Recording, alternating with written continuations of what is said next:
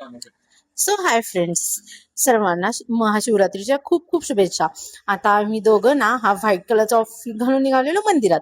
तर हे मंदिर आता तुम्हाला पुढे दिसेलच कोणतं आहे ते, आणि इथं हा एवढा मोठा सेटअप कशाचा लावला आहे ते.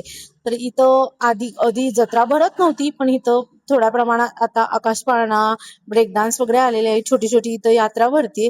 आणि इथं बघू शकता आता आता आम्ही लाईन मध्ये आहे आणि लाईन मधून पुढे चाललोय. आणि इथं थोडी गर्दी होती आणि तुम्हाला दिसलंच असेल आता हा सेटअप कशाचा लावलेला. तर हा त्यांनी श्री सोमनाथ मंदिर म्हणजे 12 ज्योतिर्लिंगापैकी एक सोमनाथ मंदिर, त्याची इथं प्रतिकृती त्यांनी तयार केलेली.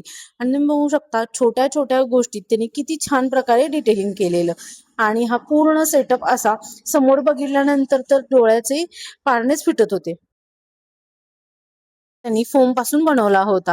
आणि इथं आता आम्ही आत मंदिरात निघालोय. मंदिरात प्रवेश करताच आम्हाला इथं सगळे रिअल वाले फ्लावर्स दिसले.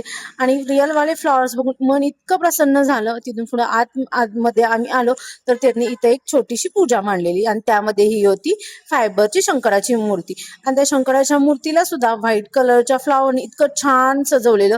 आणि इथं तुम्ही बघू शकता त्यांनी किती मोठ्या प्रमाणात अशी ही झेंडूच्या फुलांची, ऑर्किडच्या फुलांची कमान बनवली. आणि हे तुम्ही बघू शकता मंदिर हे आहे अमृतनगरचं शिव पार्वती मंदिर. हे मंदिर शिव महादेवाच्या पिंडीतलं मंदिर आहे. आणि इथं आपले इष्ट देवता गणपती बाप्पांना आम्ही नमस्कार केला. नंतर इथं आपल्या मारुती रायांना नमस्कार केला. आणि तिथून पुढे आलो आम्ही कछुआकडे. आणि ह्या कासवाला नमस्कार करून पुढे आलो.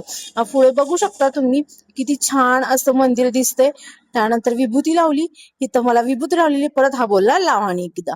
मग मी नुसतं लावायचं नाटक केलं. आणि इथं बघू शकता आपले नंदी महाराज तर बेलांनी पूर्ण आज सजलेले. आणि इथं बघू शकता किती छान असं मंदिराचं रिअल फ्लावर्सने डेकोरेशन केलेलं. मागं सुंदर असं कमळ केलेलं, दोन्ही साईडला त्रिशूळ वगैरे केलेले. आतमध्ये पण तुम्ही बघू शकता इतकं छान वाटत होतं. सगळीकडे फुलांचा सुगंध येत होता. मूर्तीकडे बघितल्यानंतर असं वाटत होतं की जिवंतच शिव पार्वती आहे तिथं.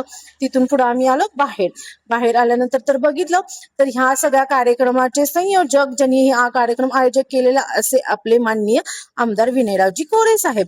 ते इथं पूजेला बसलेले. ते सगळे होम हवन विधी करत होते. परत आम्ही या मूर्तीचं दर्शन घेतलं आणि निघालो इथून. सो आता आमचं दर्शन घेऊन झालेलं आहे. तुम्ही मंदिराचं अँबियन्स बघत असाल. तिथली मॅनेजमेंट वगैरे सगळं खूप इतकं छान होतं ना. आणि तिथं परत मी आता कुंकुमार्चनसाठी येणार आहे. तिथला कुंकुमार्चनचा कार्यक्रम आहे, त्यासाठी येणार आहे. तेव्हा पण मी तुम्हाला दाखवते. सर्वांनी कमेंट करा हर हर महादेव, आणि आम्हाला दोघांना फॉलो करून लाईक करा आणि शेअर करा. चलो.